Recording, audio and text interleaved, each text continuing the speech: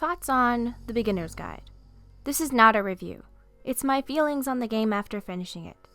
Please play the game before watching. I promise it is worth playing.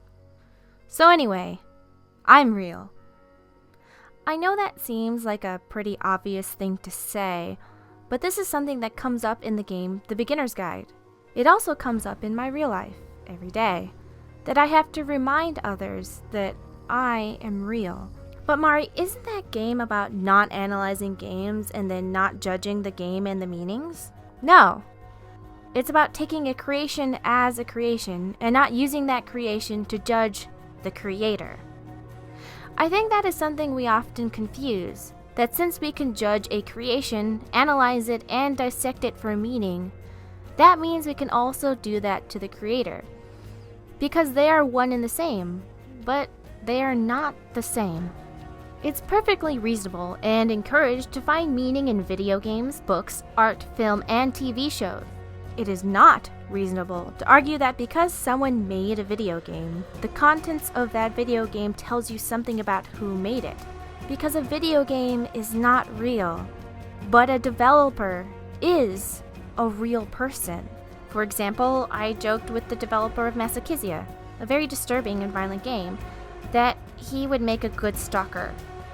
We had just finished his final version of the game, releasing on October 9th on Steam, and I sent him this message. You would make a very good stalker. So cute. Whatever man or woman you pursue romantically will be scared shitless. John. I'm not quite so fucked in the head in real life. I just like to think of myself as someone creating aggressive art. It's all about exploration, sometimes of topics we don't like, or at least, that's what I tell myself. Haha. Me. Haha, right. John's game is about brutal and scary things, and he says he is worried that people will judge him for the game he has created, that there would be a backlash for the content of his game towards him, but really he felt he was making art and exploring a powerful subject. I shouldn't have assumed or joked that he was like his creation. He was just making something and has nothing to do with who he is as a person. And that is what I think Davey did to Coda, on a much larger scale. That Davey crossed some serious boundaries. Davey stole Coda's work and told others what he thought Coda felt. It was almost as if Davey needed to be Coda, needed that validation.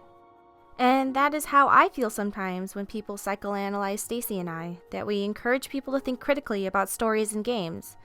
But because we share the same screen as the video games, people forget that we are real people.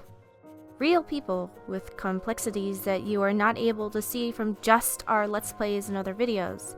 Just like how you can't see someone through a game they make or a painting that they paint.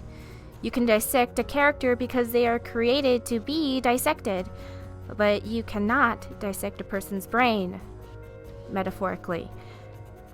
Characters exist only in our imaginations. They have set rules and boundaries made by the creator. But you cannot actually hurt them because they are not real. So even if you say things that would be hurtful about the character, that character is still not real. If you say Chloe Price is an abusive friend, I may be offended for Chloe's character because I like her very much. But Chloe is still not real. She cannot be hurt. However, if you say to me that I am an abusive friend, when you've never even met me or know anything about me, that is hurtful. Just because I make videos on the internet doesn't mean you can judge me in the same fashion that you do Chloe Price. And quite often, people will analyze the characters in a video game and then Stacy and I in the same comment, as if we are the same as a character in the game that we are Let's Playing. Judging our reactions to things and pondering what that means about us. I feel like we are honest enough about our feelings that you don't need to wonder. Whenever we cry, are angry, or annoyed, we tell you. We always tell you exactly what we're feeling, and yet that doesn't seem to be enough. People still want to analyze us and put their own interpretations on top of us. But we are real. I think that is why I was so angry at Davey at the beginning of the game. He was acting like the people who try to analyze us from our Let's Plays, who try to tell us how we feel and how we act based off the Let's Plays and theories we create. telling us how Koda felt instead of Koda speaking for himself. Davey should have just asked Koda how he felt instead of insulting him by treating Koda like a game. And please, do that for Stacy and I as well. Ask us. Don't tell us.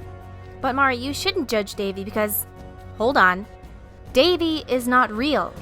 You see? You confused it again. Just because you like Davey or relate to Davey does not mean he is real. He's still open to interpretation. He is a character. Unless you didn't confuse it again, I'm just trying to make a point towards possible rebuttals to my arguments for the sake of the solid thesis. But Davey, even though he shares the name of the developer, is not a real person. He is a character in a game. This game has nothing to do with who Davey Wreden is. It's a creation. That is the point. If you are confusing the game with who Davey Wreden is, then you missed the point.